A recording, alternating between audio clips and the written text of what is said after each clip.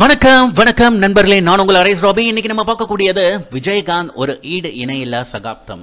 ஆமாங்க, அன்றைய காலகட்டத்தில் விஜயகாந்த் அவர்களுடைய வளர்ச்சி ஒரு மிகப்பெரிய அளவில் அசுர வளர்ச்சி என்று தான் சொல்ல வேண்டும்.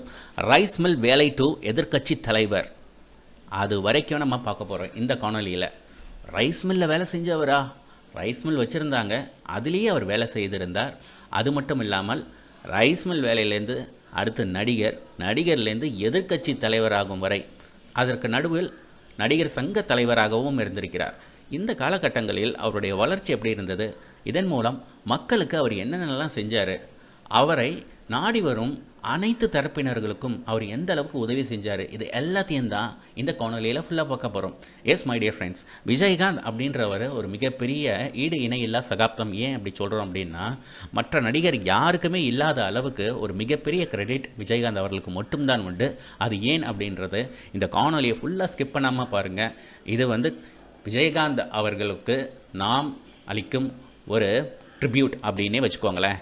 ஏன்னா அவரை பொறுத்தவரை தமிழ் அப்படின்ற ஒரு விஷயத்தை அவர் தன்னுடைய படங்கள் மட்டும் இல்லாமல் தான் நடித்த படங்கள் எல்லாவற்றிலும் சரி, தமிழை தவிர வேறு எந்த மொழிக்கும் போகவே இல்லைங்க.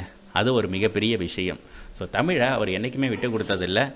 ஈழத்தமிழர்களுக்காக தன்னையே அர்ப்பணித்து கொண்டார். இதுதான் இந்த காணொலி ஃபுல்லாகவே பார்க்க போகிறோம்.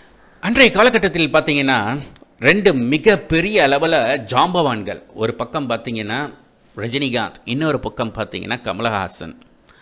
ஒரு பக்கம் ஸ்டைலுக்கு ரஜினிகாந்த், இன்னொரு பக்கம் நடிப்புக்கு கமலஹாசன். இரண்டு பேருமே கேபி யூனிவர்சிட்டியிலேருந்து வந்தவங்க. கே பாலச்சந்தர். இதற்கு நடுவில் ஒருத்தவர் வருகிறார், கிராமத்திலிருந்து வராரு, அதுவும் கருப்பாக இருக்கார். அப்படின்னும் பொழுது மக்களுக்கு இவரை எந்த அளவுக்கு ஏற்றுப்பார்கள் அப்படின்றது எல்லாருக்கும் ஒரு மிகப்பெரிய கேள்விக்குறியாக தான் இருந்தது.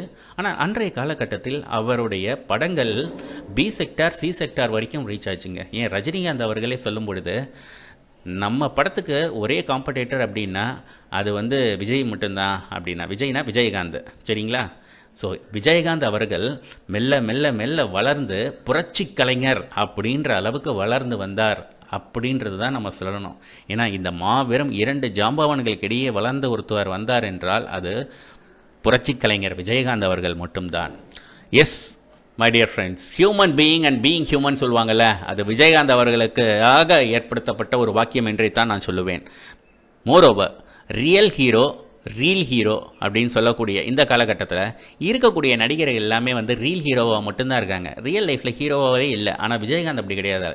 ரியல்லியும் ஹீரோ அது விஜயகாந்த் அவர்கள் மட்டும்தான்.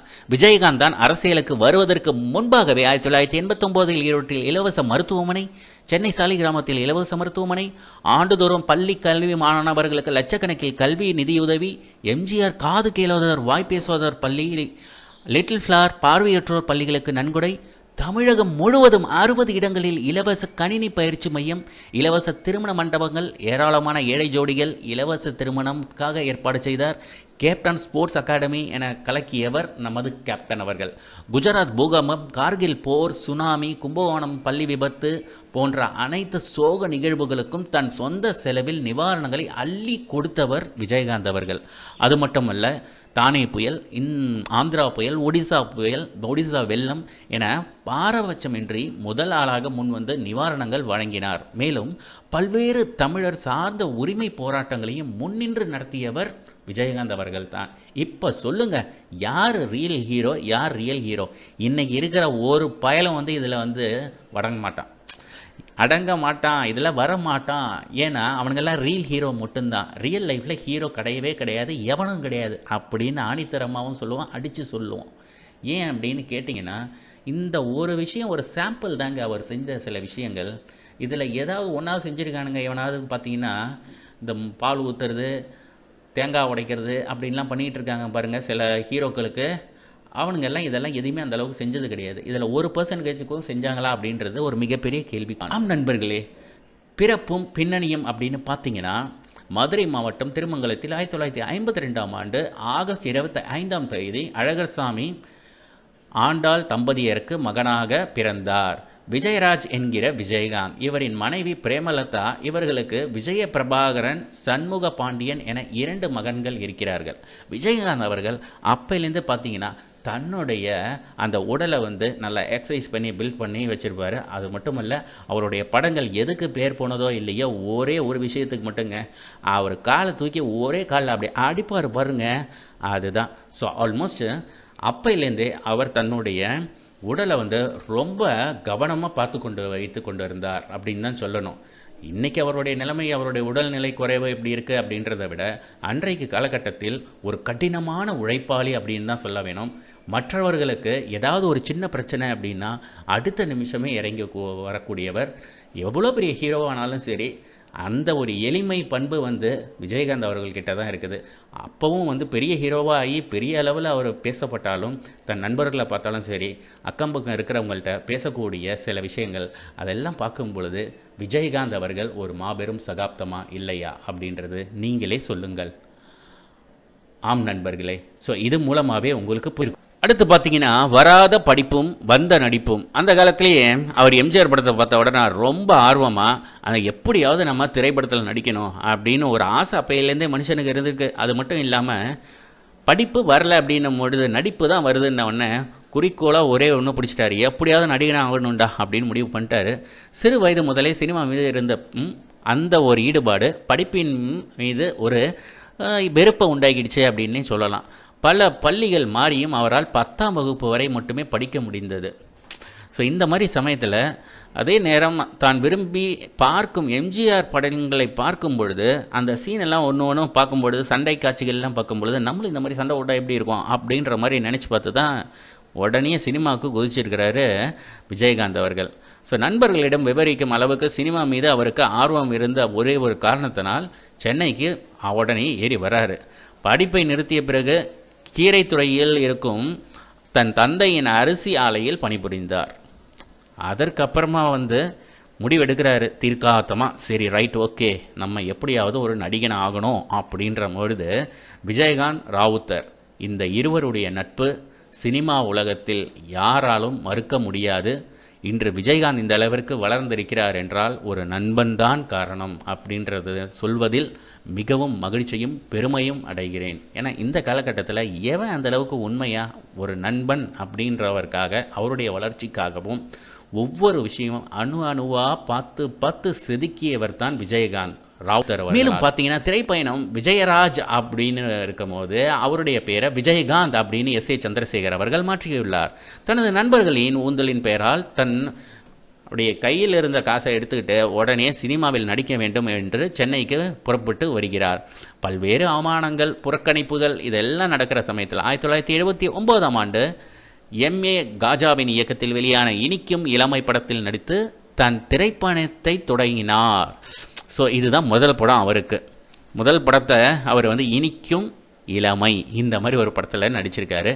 அடுத்து பார்த்தீங்கன்னா சட்டம் ஒரு இருட்டறை, தூரத்து இடிமுழக்கம், அம்மன் கோவில் கிழக்காலே, உழவன் மகன், சிவப்பு மல்லி இப்படின்னு மிகப்பெரிய வெற்றி படங்களாகவே அள்ளி தெளிச்சுக்கிட்டு இருக்கிறவங்க 150க்கும் மேற்பட்ட படங்களில் நடித்த விஜயகாந்த் 1984 மட்டும் ஒரே ஆண்டில் 18 படங்கள் நடித்துள்ளார் என்றால் நாம் எல்லோரையும் ஆச்சரியப்பட வைத்துள்ளது.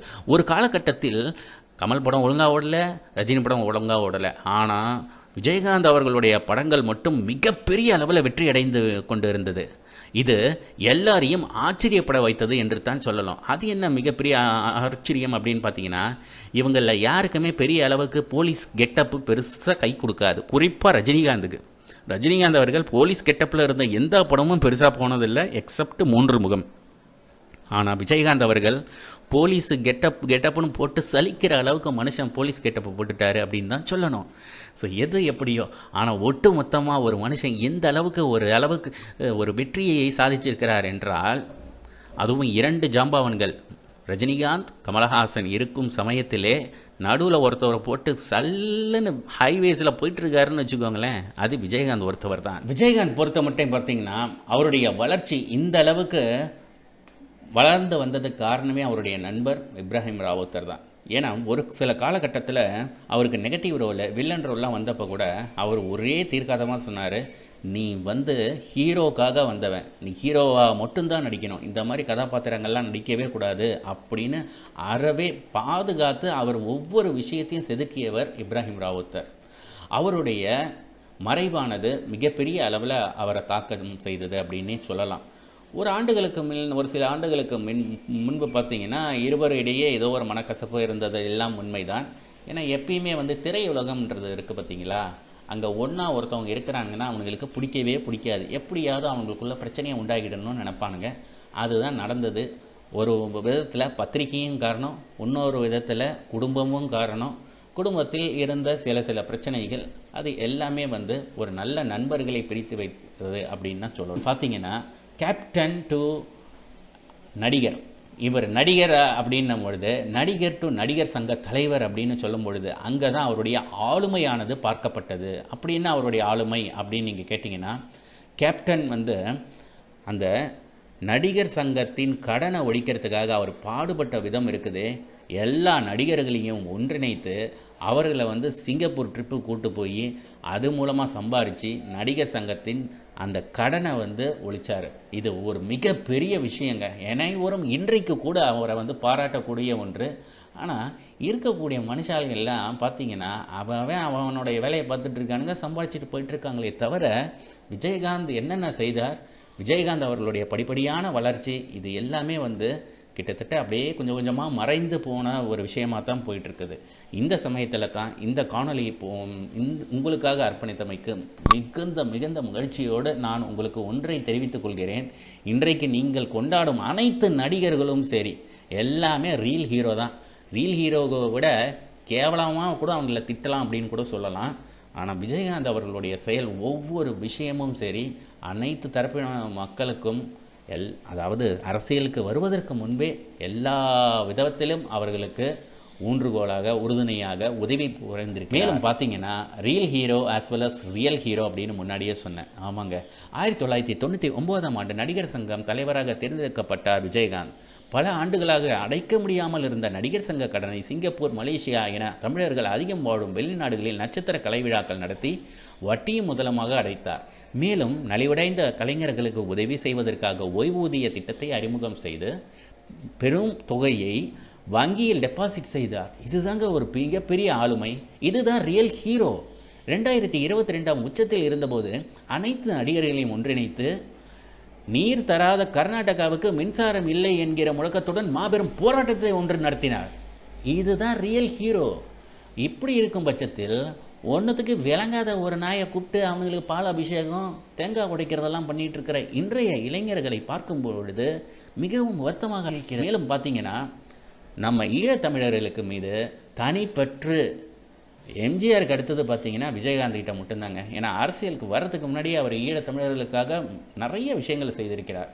தமிழ் மீதும் ஈழத்தமிழர் மீதும் தனிப்பற்று உடையவர் கேப்டன் அவர்கள் அப்படின்னு தான் சொல்லணும். ஈழத்தை வைத்து பிழைப்பு நடத்துபவர்களுக்கு கேப்டன் பார்த்து கொஞ்சம் கொஞ்சம் கற்றுக்கோங்க ஐயா, கொஞ்சமாவது கற்றுக்கோங்க. ஈழம் என்ற ஒரு பெயரை வச்சுக்கிட்டு ஒரு ஃபோட்டோ எடுத்ததை வச்சு பொழப்பு நடத்திட்டு இருக்கிற சில பிக்காரி பயல்களுக்கு கேப்டனை பார்த்து கொஞ்சமாவது கற்றுக்கோங்க. ஏதோ 4-5 வாரத்தை அப்படியே அடுக்கடுக்காக மேடையில் பேசுகிறனால ஈழத்தையே நீங்கள் தான் மீட்டெடுத்த மாதிரிலாம் சில பேர் இப்போ கட்சி நடத்திட்டு இருக்கானுங்க. யூடியூப்பில் கட்சி நடத்துகிறவனுங்க இருக்கானுங்கல்ல. ஏன் ஸ்ட்ரைட்டாகவே சொல்கிறேனே, இந்த சீமானுக்கும் தும்பிகளும் இவரை பார்த்து கொஞ்சம் கற்றுக்கோங்க. நான் எந்த கட்சியும் கிடையாதப்பா.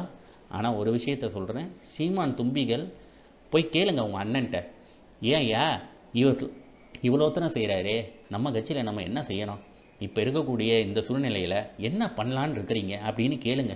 மேலும் பார்த்தீங்கன்னா விஜயகாந்த் பிறந்த நாள் வறுமை ஒழிப்பு அப்படின்ற ஒரு இதில் 1965ஆம் ஆண்டு மதுரையில் நடைபெற்ற இந்தி எதிர்ப்பு போராட்டத்தில் தனது சிறு வயதிலேயே விஜயகாந்த் பங்கேற்றதாக சொல்லப்படுகிறது. அதே போல் 1984 ஈழத்தமிழர்கள் மீதான படுகொலையை கண்டித்து சக நடிகர்களுடன் ஒரு நாள் அடையாள உண்ணாவிரதம் நடத்தி படுகொலையை நிறுத்தவும் செய்ய வேண்டும் அப்படின்னு ஒரு போராட்டம், அதுக்கு நீதி வேண்டும் அப்படின்னு தமிழக ஆளுநரிடம் மனு அளித்தார். பின்பு 1986ஆம் ஆண்டு அதே காரணங்களுக்காக சென்னை வட்டாட்சியர் அலுவலகத்தில் உண்ணாவிரதம் இருந்தார். விஜயகாந்த் அவரின் ரசிகர் மன்றத்தின் சார்பாக தமிழ்நாடு முழுவதும் உள்ள அனைத்து வட்டாட்சியர் அலுவலகத்தின் முன்பும் ஈழத்தமிழர்களுக்காக உண்ணாவிரதம் மேற்கொள்ளப்பட்டது.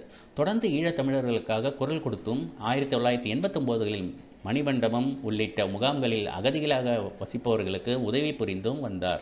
ஈழத்தமிழர்கள் உணர்வை உணர்ந்தவராக, ஈழத்தமிழர்கள் அழும்போது என்னால் கொண்டாட்டத்தில் இருக்க முடியாது என்று தனது பிறந்த நாளை கொண்டாட்டத்தை தவிர்த்தவர் கேப்டன் அவர்கள். இது ரொம்ப முக்கியமான விஷயங்க. மேலும் பார்த்தீங்கன்னா இதுதான் விஜயகாந்த் அவர்களுடைய மிகப்பெரிய சாதனை என்று தான் நாம் சொல்ல வேண்டும். ஒரு சின்ன பர்த்டேன்னு பார்த்தீங்கன்னா ரொம்ப கொண்டாடுவானுங்க. அதுவும் இல்லாமல் அவனுங்க ரசிகருக்கு போடுற ஆட்டம்லாம் பார்த்தீங்கன்னா கொஞ்சம் நஞ்சம் கிடையாது. இதெல்லாம் எங்கே போய் முடியும் அப்படின்றத இளைஞர்கள் தான் சொல்ல. மேலும் பார்த்தீங்கன்னா எந்த ஒரு நடிகருக்கும் இதுவரை 100வது படம் ஓடனதே கிடையாதுங்க. அது ரஜினிகாந்தாக இருக்கட்டும், கமலஹாசனாக இருக்கட்டும்.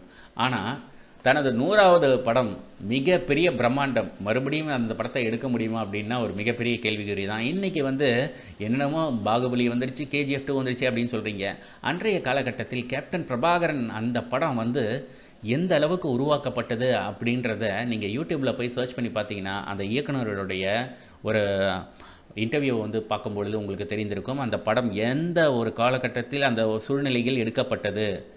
விஜய பிரபாகரன் எனவும் பெயரை வைத்த தமிழீழ விடுதலை புலிகளின் தலைவர் பிரபாகரன் மீது உள்ள பற்றினால் இந்த 100வது படத்தை பிரபாகரன் என்று வைத்தார். தன்னுடைய மகனுக்கும் அதே பெயரை வைத்தார். ஸோ விஜய பிரபாகரன் என்று அவருடைய பையனுக்கும் வைத்தார். மூத்த மகனுக்கு தென்னிந்திய அகில இந்திய என்றிருந்த தனது ரசிகர் மன்றத்தின் பெயரை 1982 தமிழ்நாடு விஜயகாந்த் தலைமை ரசிகர் மன்றம் என பெயர் மாற்றவும் செய்தார். ஸோ கிட்டத்தட்ட 100வது படம் ஓடுறது ஒரு மிகப்பெரிய விஷயந்தாங்க.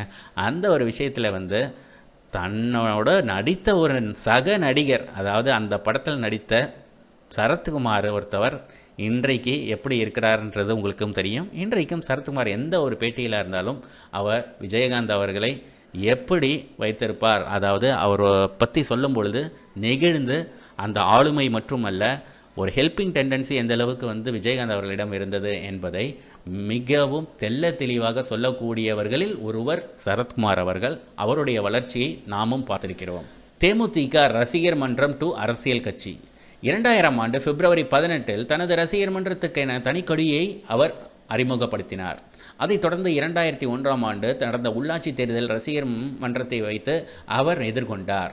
இதில் எதிர்கொண்ட சமயத்தில் 2002 ராஜ்யம் படத்திலிருந்து அரசியல் குறித்த வசனங்கள் அவர் படங்களின் பட்டாசாக வெடிக்க தொடங்கின. அப்படி விஜயகாந்தின் இந்த அரசியல் நகர்வுகளை புரிந்து கொண்டதாலேயே ஆளும் அரசியல் கட்சிகள் அவருக்கு பல நெருக்கடிகளை கொடுத்து வந்தது. இந்த சமயத்தில் மற்றவர்கள் தோற்றாலும் கள்ளக்குறிச்சியில் தன் ரசிகர் மன்ற நிர்வாகி ஒருவரின் திருமண விழாவில் விஜயகாந்த் வருகையை முன்னிட்டு கட்டப்பட்ட மன்ற கொடி கம்பங்களை பாமகவினர் வெட்டி சாய்த்தனர் அப்படின்னு ஒரு செய்தியும் இருக்குது. ஏன்னா யாருக்குமே இவருடைய வளர்ச்சின்றது பிடிக்கல. அடுத்து இவர் எம்ஜிஆரா அப்படின்ற ஒரு பயம் அன்னைக்கு ஆண்டு கொண்ட எதிர்கட்சியாக இருக்கட்டும் ஆளுங்கட்சியாக இருக்கட்டும் 2 பேருக்குமே அந்த ஒரு பயம் இருந்தது அப்படின்னு தான் சொல்லுவோம். மேலும் பார்த்தீங்கன்னா விஜயகாந்த் இது என்னடா ஒரு பெரிய இதாக இருக்குது, நான் உண்மையாகவே அரசியலில் இறங்குறேன், என்ன தான் நடத்துவீங்களா அப்படின்னு பார்க்கலாம் அப்படின்ன உடனே அதை தொடர்ந்து தான் நடந்த திருமண நிகழ்வில் ராமதாஸையும் அவரின் மகன் அன்புமணி ராமதாஸையும் விஜயகாந்த் விமர்சிக்க, பதிலுக்கு விஜயகாந்தை ராமதாஸ் விமர்சிக்க ராமதாஸ் விஜயகாந்த் மோதல் ஆரம்பமானது. பாமக தொண்டர்கள் விஜயகாந்த் ரசிகர்கள் என விரிவடைந்து தொடங்கியது. பல இடங்களில் விஜயகாந்தின் மன்றக்கொடிகள் வெட்டி சாய்க்கப்பட மன்ற நிர்வாகிகள் கடுமையாக தாக்கப்பட்டன. விஜயகாந்த் நடித்த கஜேந்திரா படத்துக்கு ராமதாஸால் சிக்கல் எழுந்தது. விஜயகாந்தை கடுமையாக விமர்சித்த வட மாவட்டங்களில் போஸ்டர்கள் கட்டப்பட்டன. இப்படிலாம் மிகப்பெரிய பிரச்சனைக்கு இடையே தான் அரசியலுக்கு வராகிறார் நம்முடைய விஜயகாந்த். மேலும் பார்த்தீங்கன்னா 2005 மதுரை மாநாடு ஒன்று நடக்குது. கண்கள் சிவக்க வெகுண்டடைந்தார் நடிகர் விஜயகாந்த். ஊர் ஊராக சென்று தன் ரசிகர் மன்ற நிர்வாகிகளை சந்திக்க ஆரம்பித்தார். சென்ற இடங்கள் எல்லாம் விஜயகாந்துக்கு பலத்த வரவேற்பு கிடைத்தது. விஜயகாந்தை காண மக்கள் கூட்டம் அலமோதியது. திருவண்ணாமலையில் கட்சி அறிவிப்பு, ஈரோட்டில் கட்சி தொடங்கும் தேதி, மாநாடு அறிவிப்பு என அதிரடியாக அடுத்து விஜயகாந்த் அவர்கள் நகர்த்தி கொண்டிருந்தார்.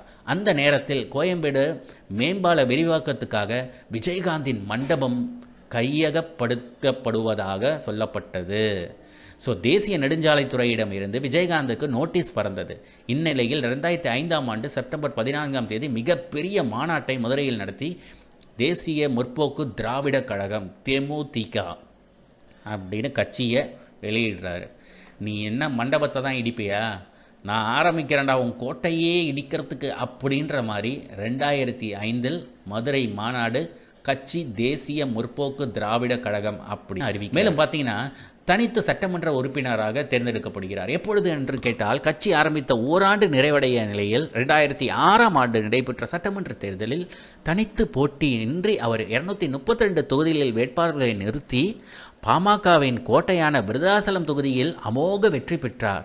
மற்ற வேட்பாளர்கள் தோல்வியடைந்தாலும் கணிசமான வாக்குகளை பெற்ற தேமுதிக 8.4% வாக்குகளை பெற்று வந்தனர். எடுத்த அடியே பார்த்தீங்கன்னா 8.4%. பாமகவின் கோட்டையான விருதாசலம் அப்படி தம்சம் பண்ணுறாரு.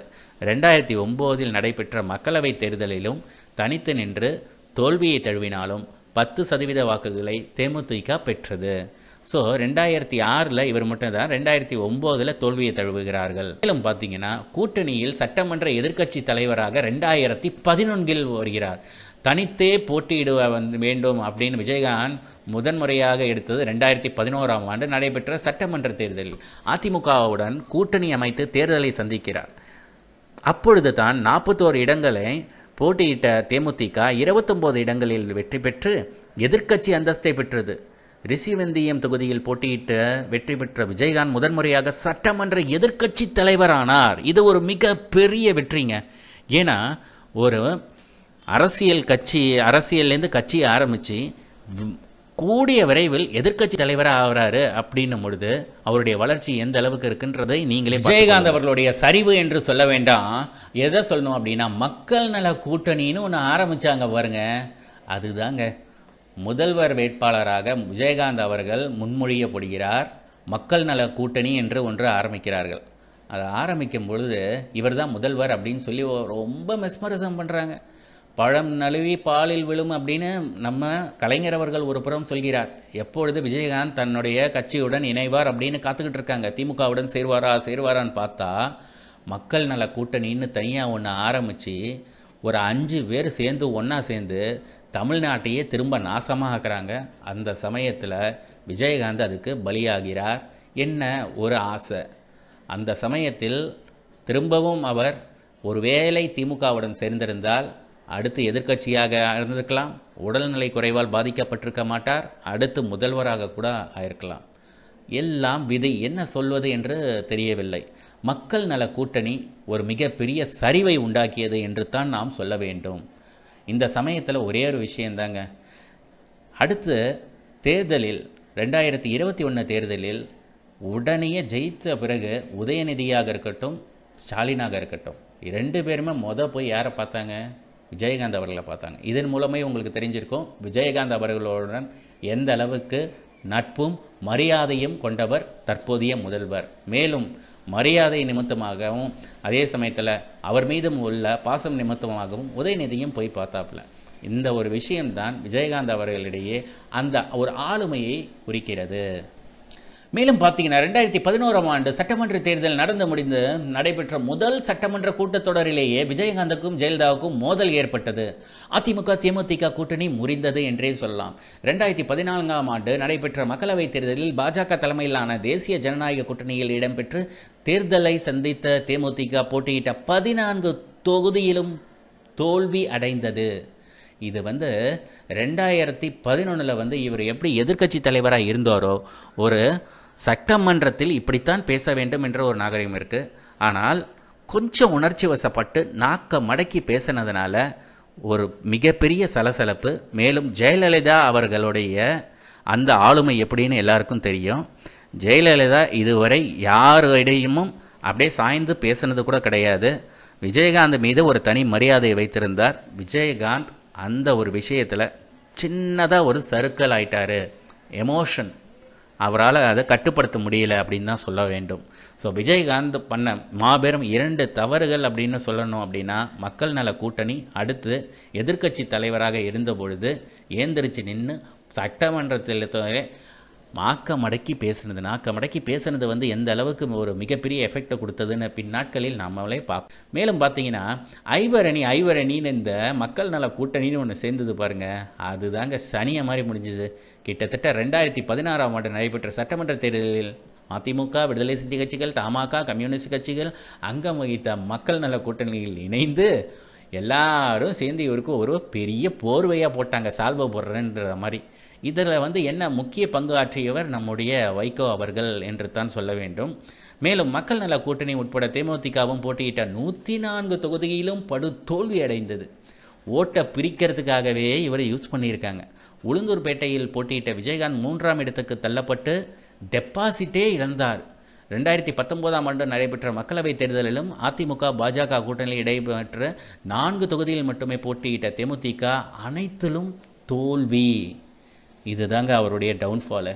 மிகப்பெரிய ஆளுமையாக வளர்ந்து வெற்றி வெற்றி வெற்றின்னு வந்துட்டு இருந்தவர், அடுத்து எதிர்க்கட்சிகராக கூட இருந்தவர், அகல பாதாளத்துக்கு அரசியலிலும் தன்னுடைய உடல்நல குறைவால் மிகப்பெரிய சரிவை ஏற்படுத்தி கொண்டார் விஜயகாந்த் அவர். மேலும் பார்த்தீங்கன்னா இது எல்லாத்துக்குமே வந்து ஒரே ஒரு விஷயந்தாங்க, மீடியா அப்படின்றத நீங்கள் என்ன நினைக்கிறீங்க?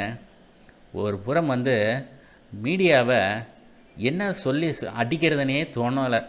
ஒரு நல்ல மனுஷன் எவ்வளவோ நல்லது செஞ்சாப்புல, அந்த மனுஷனோட மற்ற விஷயங்கள் எதையுமே பெருசாக பேசப்படாமல் சின்ன விஷயங்கள், அவருடைய செய்கையாக இருக்கட்டும், உடல்நல குறைவால் வயது கொஞ்சம் ஆயிடுச்சு, அந்த மாதிரி இதெல்லாம் வந்து மீடியாவில் திரும்ப திரும்ப போட்டு எப்பேற்பட்ட ஒரு ரியல் ஹீரோ மட்டும் இல்லை, ரியல் ஹீரோவை இப்படி காமிச்சது மீடியா தான். இந்த சமூக வலைத்தளங்கள் செய்யும் இந்த சேட்டைகள்லாம் வந்து எந்த அளவுக்கு மிகப்பெரிய பாதிப்பை உண்டாக்குதுன்றது இந்த காணொலியில் ரொம்ப மிகவும் தெளிவாகவே தெரியும். ஆம் நண்பர்களே, ஒரு நல்ல ஒரு தலைவர், அதுவும் திரைத்துறையிலிருந்து வந்தவர், reel hero to real hero அப்படின்னும் பொழுது ஒர்த்தானவர், ரீலும் ஹீரோ அதே சமயத்தில் ரியல்லையும் ஹீரோ. இந்த மாதிரி யார் சொல்ல முடியும்? விரல் ஓட்டி யாருமே என்ன கூட முடியாது. எல்லாருமே வந்து விஜயகாந்த் அவர்கள் போல இருக்க முடியுமா அப்படின்னு கேட்டிங்கன்னா சைலண்ட்டாக வாய மூடிட்டு போயிடுவானுங்க. ஒரு பயம் வந்து எந்த மக்களுக்காக செய்யணும் அப்படின்றது திரைத்துறையில் வந்து இருக்கிறவங்க ஒரு பயலுக்கும் அந்த மாதிரி ஒரு எண்ணமே கிடையாதுன்றது தான் நான் சொல்வேன். ஆம் நண்பர்களே, இப்போ உங்களுக்கு புரிஞ்சிருக்கும்னு நினைக்கிறேன். விஜயகாந்த் அவர்கள் ஈடு இணையில்லா சகாப்தம் அப்படின்னு ஏன் நான் சொன்னேன் அப்படின்னுட்டு. எஸ், ஒரு திரைத்துறையில் வளர்ந்தவர், அந்த திரைத்துறைக்கு உள்ள நுழைவதே ரொம்ப மிகப்பெரிய கஷ்டங்களுக்கு நடுவே வந்தார். அதற்கு முன்னாடியே மிகப்பெரிய ஜாம்பவன்கள் கமலஹாசன், ரஜினிகாந்த் அப்படின்னு இருக்கும் பொழுது நடுவில் பூந்து புரட்சி கலைஞர் என்ற ஒரு பெயரோடு இந்த தமிழக மக்களுக்காக, குறிப்பாகவும் சொல்ல வேண்டும் என்றால் கஷ்டப்படுகிற எல்லா மக்களுக்குமே வந்து விஜயகாந்த் எந்த அளவுக்கு உதவி செஞ்சார் என்றது திரைத்துறையில் இருக்கிறவர்களுக்கும் தெரியும், மக்களுக்கும் தெரியும். மேலும் ஈழத் தமிழர்களுக்கு எந்த அளவுக்கு தன்னால் இயன்ற உதவியை செய்தார் அப்படின்றதையும் நாம் பார்த்தோம். அது மட்டுமல்ல, நடிகர் சங்கமே கடனில் இருக்குது, அந்த கடனை ஒழித்தவர் நமது கேப்டன் அவர்கள் தான். இதனால் தான் நாம் சொல்கிறோம் விஜயகாந்த் அவர்கள் ஒரு ஈடு இணையில்லா சகாப்தம் அப்படின்றது. எஸ் மை டியர் ஃப்ரெண்ட்ஸ், இந்த காணொலி ரொம்ப உங்களுக்கு பிடிச்சிருக்கும்னு நினைக்கிறேன், ரசிச்சிருப்பீங்கன்னு நினைக்கிறேன். திரைத்துறையில் இன்று இருக்கின்றவர்கள் எத்தனை பேர் ரீல் ஹீரோ, எத்தனை பேர் ரியல் ஹீரோ என்பதை சற்று யோசித்து பாருங்கள். சிலர் இருக்கிறார்கள், உதவி செய்கிறார்கள், இல்லை என்று நான் சொல்லவில்லை. இருந்தாலும் விஜயகாந்த் அளவிற்கு இல்லை. யாரையும் தலைமேல் தூக்கி ஆடாதீர்கள். யார் மக்களுக்காகவும் தங்களுடைய ரசிகர்களுக்காகவும் தங்களை அர்ப்பணித்துக் கொள்கிறார்களோ அவர்களை தலைமீது தூக்கி ஆடுங்கள் அப்படின்றது தான் என்னுடைய வேண்டுகோள். ஏன்னா ஒரு படம் ரிலீஸ் ஆச்சுன்னா பால் ஊற்றுறதும் தேங்காய் உடைக்கிறதும் இது எல்லாமே வந்து எந்த அளவுக்கு அவர்களுடைய மனநிலையை பாதிப்பு அடையுது அப்படின்னு தான் தெரியுது. அந்த காலத்துலேயும் செஞ்சாங்க, ஆனால் அந்த காலத்தில் செஞ்சுருக்காங்கன்னா, அந்த காலத்தில் விஜயகாந்துக்கு செஞ்சாங்கன்னா விஜயகாந்தும் தன்னுடைய ரசிகர்களுக்கும் மக்களுக்கும் தமிழக மக்களுக்கும் எந்த அளவுக்கு அவர் உதவி செய்தார் என்பதை பார்த்தோம். ஆனால் இன்றைக்கு இருக்கக்கூடிய இளைஞர்கள் அவர்களுடைய நடிகர்களுக்கு, அந்த நடிகர்களுடைய படங்கள் எப்பெல்லாம் வந்து ரிலீஸ் ஆகுதோ அந்த சமயத்தில் அவர்கள் செய்யும் ஆர்ப்பாட்டம் இருக்கிறதே, அவங்களையே தன் நிலையை மறந்து விடுகிறார்கள் என்று தான் சொல்ல வேண்டும். அவர்களுடைய எதிர்காலத்தை பற்றி சற்றும் யோசிக்காமல் கீழ்த்தரப்பட்ட அளவில் இறங்கி இந்த மாதிரி வேலைகள்லாம் செய்வது கொஞ்சம் யோசிக்க வேண்டியது தான். எது எப்படியோ விஜயகாந்த் ஒரு ஈடு இணையில்லா சகாப்தம். இவரிடமிருந்து சக நடிகர்கள் கற்றுக்கொள்ள வேண்டும். அது யாராக இருந்தாலும் சரி. இன்றைக்கு இருக்கக்கூடிய இளைய தளபதி விஜயகாந்தாக இருக்கட்டும், இளைய தளபதி விஜயே வந்து நம்ம விஜயகாந்த் அவர்களால் இன்ட்ரடியூஸ் பண்ண வைத்தவர் தான். இல்லைன்னா விஜய் என்ற ஒரு ஆலையில் நீங்கள் இருந்திருக்க மாட்டாப்புல. விஜய் அப்படின்றது செந்தூர பாண்டி விஜயகாந்த் அவர்களுடன் சேர்ந்து நடித்ததனால் குட்டி விஜயகாந்த் அப்படின்னு அன்னைக்கு சொன்னாங்க. ஆனால் இன்றைக்கு வரைக்கும் விஜய் எந்த அளவுக்கு வார்த்தைக்கு வார்த்தை விஜயகாந்த் அவர்கள் மூலமாக நான் வளர்ந்தேன் அப்படின்றத என்னைக்காவது சொன்னானான்னு பார்த்தா கிடையாது. அதுதான் விஜயோட மிகப்பெரிய வளர்ச்சி அப்படின்னு சொல்லலாம். அதே நம்ம ரஜினிகாந்த் எடுத்துக்கோங்க, நிறைய சமயங்களில் கே பாலச்சந்தர் அவர்களை விட்டு கொடுக்கவே மாட்டார். நான் வளர்ந்ததுக்கு காரணம் கே பாலச்சந்தர், எனக்கு நிறைய வாய்ப்பு கொடுத்தார். பெருசாக வாய்ப்பெல்லாம் ஒன்றும் கொடுக்கல அவர். இவர் தான் அதிகமாக அவருக்கு உதவி செய்தார் அப்படின்னு தான் சொல்லணும். நிறைய படங்கள் நடித்து கொடுத்தார், காசு வாங்காமல் கூட நடித்து கொடுத்தார் ரஜினிகாந்த். ஆனால் இளைய தளபதி விஜய் அவர்கள் விஜயகாந்த் மூலமாக ஒரு மிகப்பெரிய டேர்னிங் பாயிண்ட் கிடைக்கிது. ஆனால் இன்றைக்கும் ஒரு மிகப்பெரிய அளவில் பேசினாரா அப்படின்னு கேட்டால், இப்படிதான் சினிமா உலகம். ரசிகர்கள் இது மூலமாக தெரிஞ்சு கொள்ளுங்கள். கண்டிப்பாக ஒரே ஒரு விஷயம், நான் விஜயகாந்த் ரசிகரும் கிடையாது, ரஜினிகாந்த் ரசிகரும் கிடையாது, இல்லை எந்த கட்சியும் சார்ந்தவனும் கிடையாது. இந்த தமிழ்னு சொல்லி ஊரை ஏமாற்றிட்டு இருக்கிறவங்களுக்கு நடுவில் விஜயகாந்தை பார்த்து கற்றுக்கோங்க. செயல் வடிவில் என்ன செய்ய முடியும் அப்படின்றத தெரிஞ்சுக்கோங்க. Thank you my dear friends. Bye.